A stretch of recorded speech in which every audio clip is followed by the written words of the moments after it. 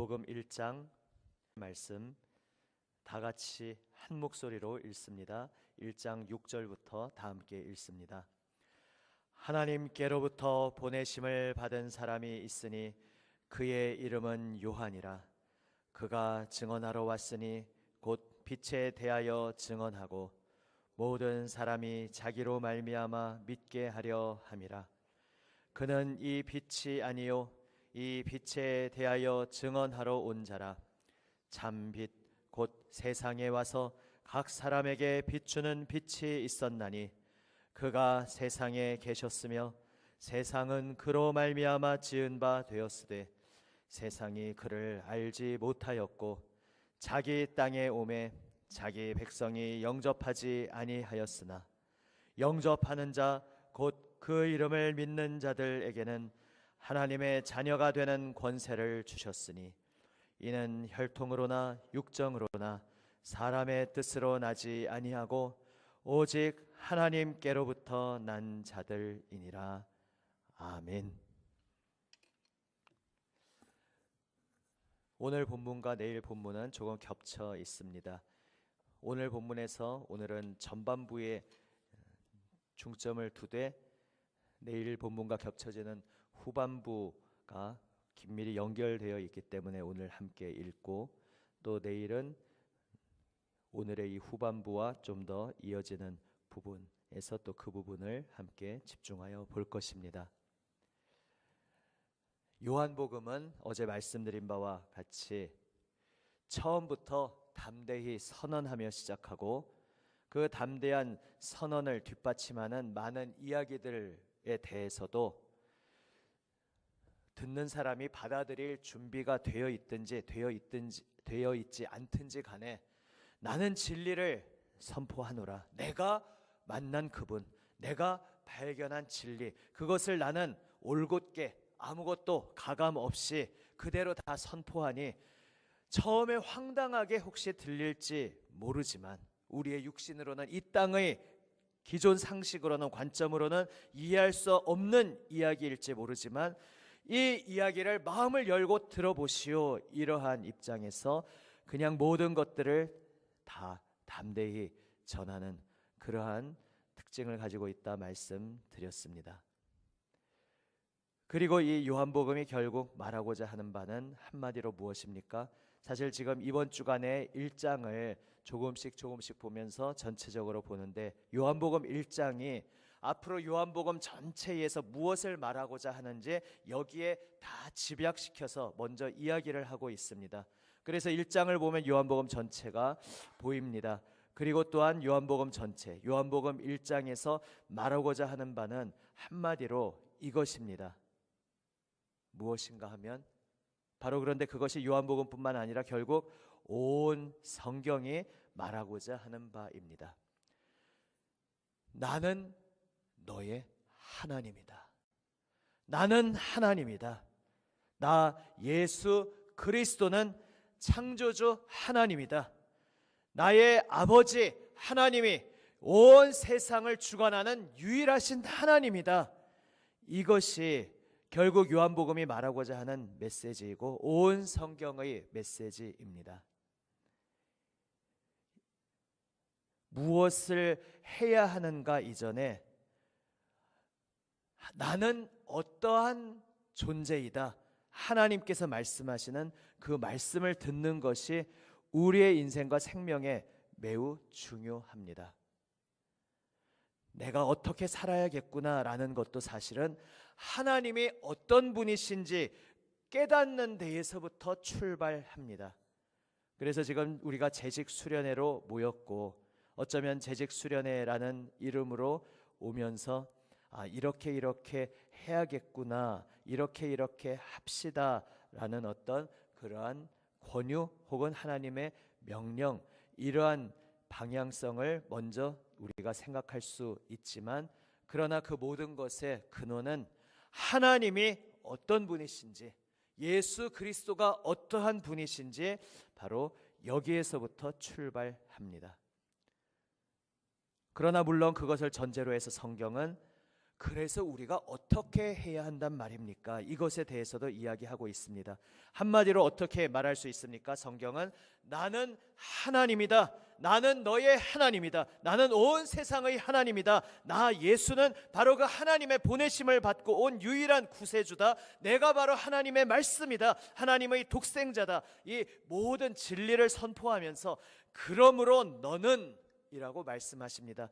그러므로 너는 누구다? 라고 말씀하십니까? 너는 하나님의 자녀이다. 너는 하나님의 아들, 딸이다. 이렇게 말씀하고 있습니다.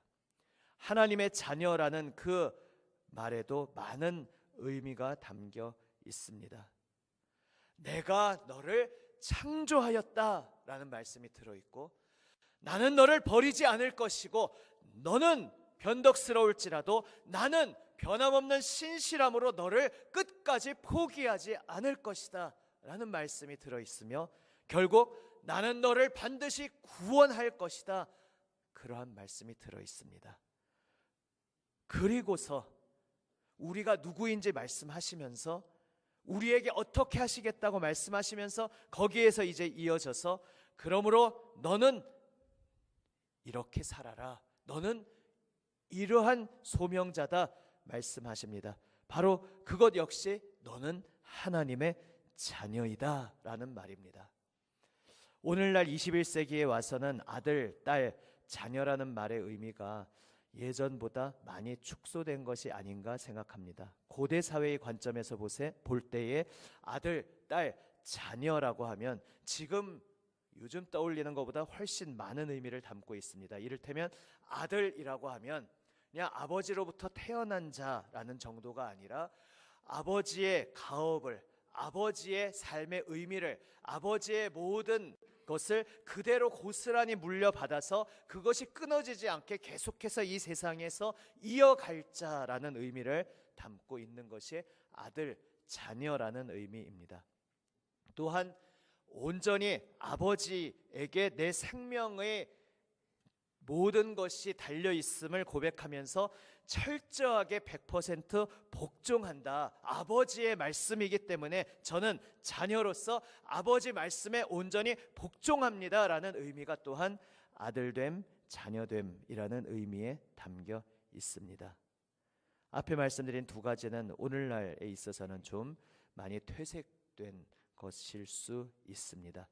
그러나 하나님께서 우리에게 너는 나의 자녀다. 그러므로 너는 내가 이 세상에서 행하는 모든 생명의 역사를 이어받아서, 그 기업을 이어받아서 내가 이 세상에서 하는 일을 너도 똑같이 동참하여 이어받아서 해야 한다 말씀하고 계십니다. 나의 모든 것들을 그대로 따라하며 나의 말에 온전히 복종해야 한다 말씀하십니다. 그래서 자녀라는 말로 요즘은 왠지 다 원래 담고 있는 의미를 담지 못할 수 있기 때문에 또 다른 단어를 우리가 사용하는데 그것을 청지기다라고 말할 수 있습니다. 결국 성경은 아까 말씀드린 것과 합해서 딱 두 문장으로 이렇게 요약할 수도 있습니다. 나는 하나님이다. 너는 나 하나님의 청지기다. 바로 이것을 말씀하고 있는 것이 성경의 메시지이고, 또한 요한복음도 우리에게 예수 그리스도가 어떤 분이신지 전하며 그 예수 그리스도를 통해서 하나님을 알게 하기 위해 우리에게 전파되었고, 그 하나님을 알고 예수 그리스도를 의지하여 결국 어떻게 살 것인가, 하나님 주신 사명을 받아 하나님의 청지기로 살아가라는 그 소명의 부르심을 위해 우리에게 선포되고 있습니다. 오늘 읽은 이 본문은 특별히 우리의 그 소명, 사명에 대해서 들려주고 있습니다. 요한이라는 이름이 등장합니다. 여기서는 거의 안 그러시겠지만은 이제 만약 성경을 처음 읽는 사람 입장이라고 보면 요한복음인데 요한이 나오니까 그렇구나 생각할 수 있지만 사실은 다른 요한이지 않습니까? 요한복음의 요한은 사도 요한인데 이제 오늘 본문에서 등장한 요한은 세례 요한입니다. 예수님이 오심을 그 길을 앞서 예비하도록 보냄받은 사람이었습니다.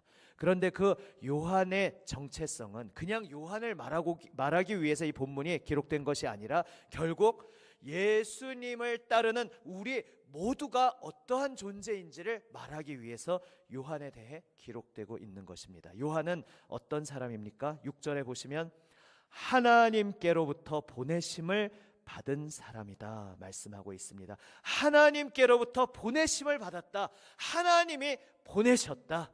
하나님이 보내셨다. 하나님이 보내셔서 보내심을 받고 온 사람이 요한입니다.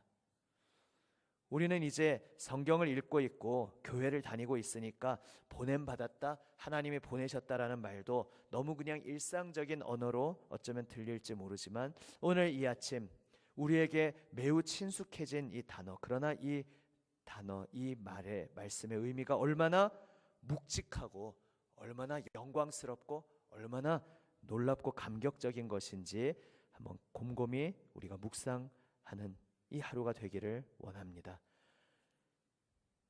하나님을 알지 못하는 사람은 내가 왜 도대체 이 우주에 던져졌는지, 혹은 우연히 그냥 생겼는지, 도대체 내가 왜 살아야 하는지, 내가 왜 존재해야 되는지 이것을 알지 못해서 몸부림칩니다. 그래서 어제 비유로 말씀드린 것과 같이 깜깜한 밤에 깊은 산속에서 혹은 숲속에서 길을 잃고 절망에 빠진 사람과 같은 그러한 인생을 살아갑니다.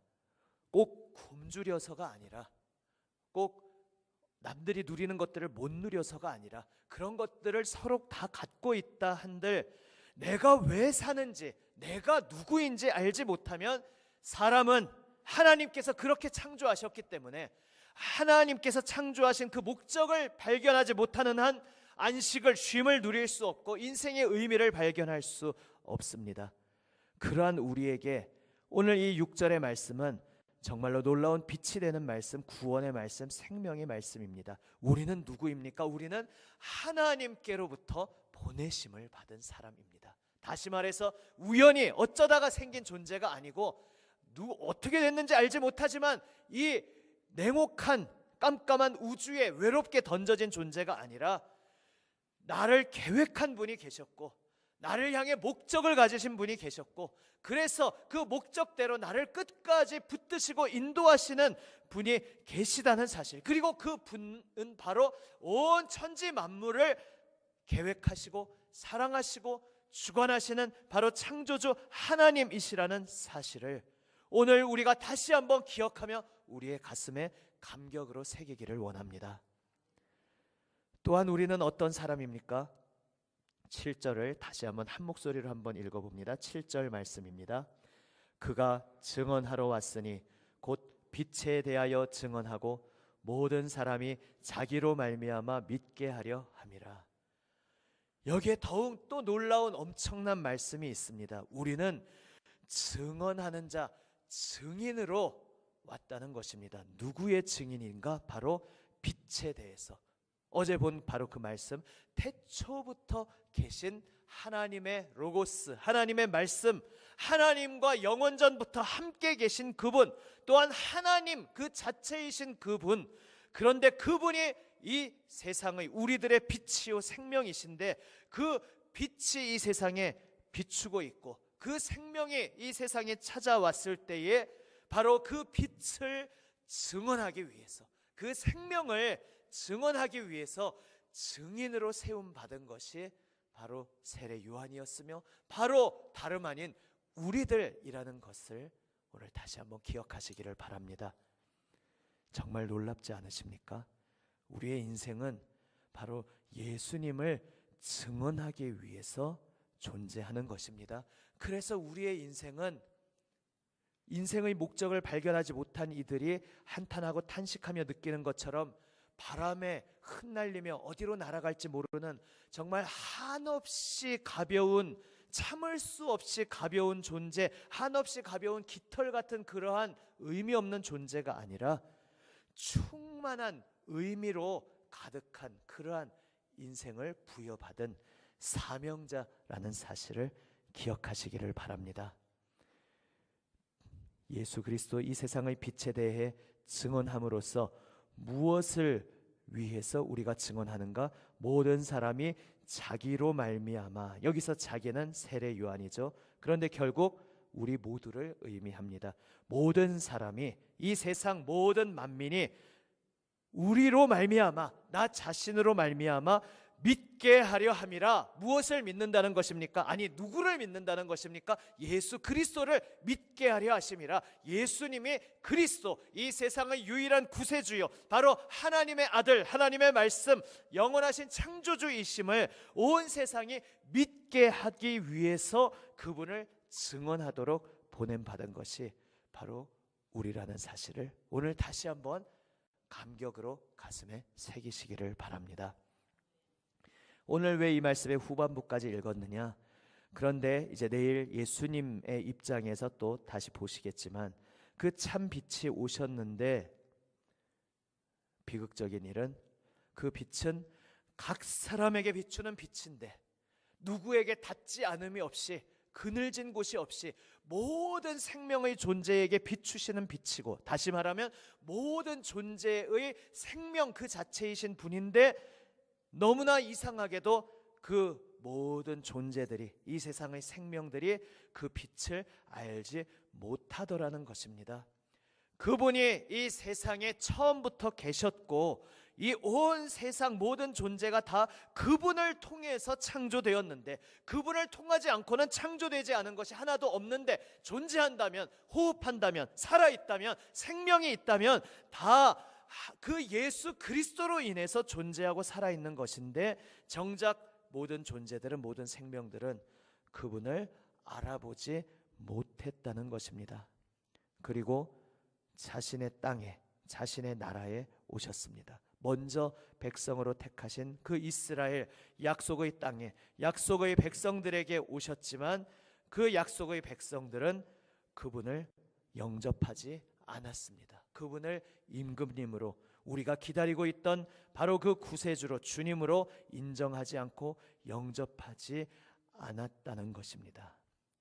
이것이 너무나 깜깜함 속에서 무뎌지고 둔해지고 어리석게 죽어있는 이 세상의 모습입니다. 그리고 이토록 둔하고 이토록 어리석고 이토록 캄캄한 바로 이 온 세상의 일부였던 것이 바로 우리들입니다. 우리가 예수님 믿는 게 그래서 너무나 놀라운 기적인 것입니다. 예수님 믿는 게 사실 비정상입니다. 이를테면 여러분 전도지를 들고 전도하러 나가셨을 때 100명에게 전도했을 때 다 전도지 잡고 내팽개치고 침 뱉고 심지어 붙잡고 두드려 패고 이런 대접을 받을 것이 당연하다고 생각하고 사실 우리는 나가는 것입니다. 그런데 그렇게 하지 않는 게 기적입니다. 100명 중에 한 명이라도 아이고 수고하시네요 라고 호의적으로 대하는 것만으로도 그것 자체가 그냥 괜히 일어난 일이 아니라 그 사람이 그냥 사람의 착한 마음으로 선심 쓰듯이 한 말일지라도, 그럴지라도 그 사람의 마음을 하나님께서 만져주시고 있기에 내가 그날 접한 그 사람의 인생, 그가 출생하고서부터, 아니 어머니 태중에 생기기 전부터 하나님께서 그 존재를 향하여 계획을 세우시고 그 한 생명을 붙들고 인도하고 계시는 그 여정에서 또 나의 인생길과 마주치는, 교차하는 그 접점에서 짧은 찰나의 시간이었지만 예수 믿으세요, 예수님 믿으면 생명이 있습니다, 나는 그 짧은 말을 전했지만 그 짧은 말 속에 잠깐이라도 반응한 그것이 결코 평범한 시간이 아니라는 것입니다. 그래서 우리는 증인으로 왔는데 예수님 그 장본인 주인공조차 냉혹하게 거절하고 알아보지 못하고 영접하지 않았던 깜깜하고 둔하고 차가운 세상으로 보냄받은 증인들입니다. 그러나 하나님께서 말씀하십니다. 두려워하지 말아라. 그래서 성경에 계속 두려워 말라라는 말씀이 나옵니다. 조금 다른 맥락에서 등장하는 경우도 있지만 결국 넓게 보면 같은 맥락입니다. 하나님께서 우리에게 다가오셔서 내가 너를 세상으로 보내노라. 그 세상은 나를 알지 못하는 세상이다. 염려 말아라. 내가 너를 보내지 않느냐. 그러므로 내가 너와 함께 하겠노라. 이 세상은 나를 거부하는 깜깜하고 둔하고 미련하고 차가운 그러한 세상이지만 내가 너와 함께 할 것이니 두려워 말아라. 우리 주님께서 우리에게 말씀하고 계시다는 사실을 기억하시기를 바랍니다. 그러나 물론 차갑고 냉혹한 거절만 있는 것이 아닙니다. 세상이 그를 알지 못하였고 자기 백성이 영접하지 아니하였으나 그러나 12절 말씀 12절 13절 함께 읽습니다. 12절 13절 함께 다시 읽습니다. 영접하는 자 곧 그 이름을 믿는 자들에게는 하나님의 자녀가 되는 권세를 주셨으니 이는 혈통으로나 육정으로나 사람의 뜻으로 나지 아니하고 오직 하나님께로부터 난 자들이니라. 아멘. 자기 백성이 영접하지 아니하였으나 사실 이 무시무시하고 참혹한 엄청난 충격적인 말씀이 앞에 사실 깔려 있습니다. 그런데 우리에게 유명하고 잘 알려진 것은 그 다음 말씀이죠. 그리고 사실 이것이 핵심인 것이 맞습니다. 대다수는 알아보지도 않고 영접하지도 않았으나 그러나 아주 극소수지만 그러나 한 명이라도 있는 것 자체가 평범한 일이 아니다. 혈통으로나 육정으로나 사람의 뜻으로 난 것이 아니다. 그냥 자연적으로 어쩌다 보니 사람 중에는 착한 사람도 있고 뭐 종교적으로 열린 마음을 가진 사람도 있고 그러니까 영접하는 사람도 있는가 보다라는 것이 아니라 믿는 게 비정상이라는 것입니다. 그런데 하나님께로부터 난 자들이니라. 하나님께서 성령으로 하나님의 주권으로 새 생명 주시고 태어나게 하시니까 결코 일어날 수 없는 확률이 없는 일이었는데 하나님의 생명의 역사 속에서 극소수지만 그들이 예수님을 주님으로 고백하고 그리하여 예수님을 마음속에 주님으로 모셔드리고 영접하고 그리하여 하나님의 자녀가 되는 놀라운 그 권세를 얻는 기적의 역사가 일어났다. 우리에게 말씀하고 계십니다. 오늘 우리가 주님의 보내심을 받고 이 세상으로 나아가서 우리 주님을 증언할 때에 비록 많은 실패와 같은 일들, 사람의 마음으로는 좌절할 수밖에 없을 것 같은 그러한 일들, 낭망할 것 같은 일들을 경험할 수 있지만 그러나 그것이 눈에 보이는 액면 그대로 결코 실패가 아니라는 사실을 기억하시기를 바랍니다. 낭망할 일이 아니라는 것을 기억하시기를 바랍니다. 절망할 일이 아니라는 것을 오늘 다시 한번 가슴에 새기시기를 바랍니다. 지금 재직 수련회로 모이고 있습니다. 이 세상에서 믿지 않는 이들에게 뿐만이 아니라 우리가 교회 공동체 안에서도 마찬가지입니다. 어떤 목사님은 그렇게 말씀하셨다고 하죠. 혹시 목사님들끼리의 비밀인데 제가 비밀을 누설하는 건 아닌지 모르겠습니다. 이제 흔히 목회자를 목자로 성도를 양으로 비유하지 않습니까? 그런데 사실 내가 양들에게 가는 게 아니라 이리에게 가는 것이요 라고 이렇게 말씀하는 목사님이 있었다고 합니다. 성도들을 비하고자 하는 말이 아니고 부정적으로 묘사하고자 하는 말이 아니고 목회하면서 얼마나 가슴앓이 할 일이 많았기에 그렇게까지 표현하셨을까, 이게 어떤 해학적인 의미로 받아들일 수 있습니다. 그런데 그것이 꼭 목회자의 경험만이 아니라 우리가 교회 공동체에서 생활할 때 우리 성도 여러분도 경험할 수 있는 일입니다. 사실 몇 주 전에 말씀드릴 때는 제가 이 이리 말씀은 그래서 안 드렸지만 저는 그때 맥락에서 다른 식으로 표현했습니다. 우리가 이미 예수 믿고 구원받은 사람들이지만 올해 교회 표어처럼 계속해서 날마다 말씀으로 무장하고 계속해서 시냇가에 뿌리 내리고 있어야지. 나는 예수 믿어. 나는 몇 년 전에 이미 영접했어. 나는 벌써 몇십 년 전에 등록했고 벌써 내 직분이 이 정도나 돼. 그게 핵심이 아니다.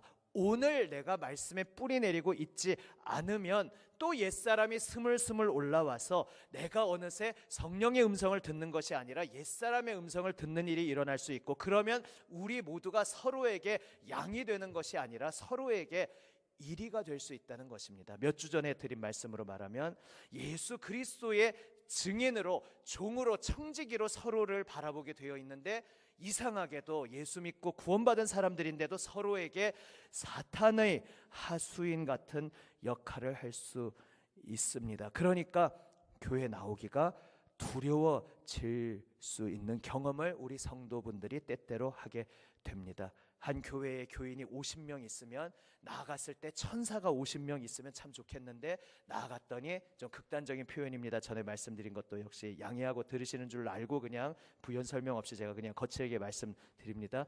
교회 공동체 나갔더니 악마가 50마리가 있더라. 성도들이 악마라는 것이 아니라 우리의 옛사람이 우리를 지배하면서 우리의 말과 행동을 좌지우지할 때는 우리가 마치 그런 경험을 하게 되더라는 것입니다. 오늘 이 말씀을 왜 드립니까? 세상, 믿지 않는 세상으로 나아갈 때에도 예수님을 거부한 세상으로 나아가며 마음의 준비를 하여라. 그러나 두려워 말라. 내가 너를 보내지 아니하였느냐? 하나님께로부터 보내심을 받은 사람, 내가 너를 보냈으니 내가 이루어 줄 것이다. 내가 왔을 때에도 많은 이들이 거부하였으나 그러나 분명히 영접하는 자가 있었고, 영접하는 그 기적의 역사 속에 하나님의 자녀가 되는 놀라운 생명의 권세 역사가 있었듯이 너도 나아갈 때 때로는 낙심할 수 있다. 이 세상에서 낙심할 뿐만 아니라 함께 예수 믿는다고 하는 이 공동체 속에서도 내가 정말 하느라고 열심히 했더니 딴 교인들로부터 너 뭐 일을 그런 식으로밖에 못하냐, 이런 얘기나 듣고 앉았고, 정말 나는 남들 모르게 눈물을 흘리고 피땀 흘리고 기도하면서 했는데, 야 참 너 아니고 딴 사람이 그 자리에 있었으면 훨씬 잘했을 텐데 좀 제대로 못하겠냐, 심심하면 막 전화 오고 문자 와서 아까 그거 틀렸더라, 너 왜 그거 잘못했냐, 이런 이야기를 들으니까 아유 목사님 저 올해로 그만하고 좀 내년에는 쉬고 싶습니다. 이게 물론 열심히 일한 것만으로도 탈진해서 그럴 수도 있지만 옆에서 그렇게 도와주는 게 아니죠. 사실 그렇게 영향을 미치는 일들이 참 많이 있습니다.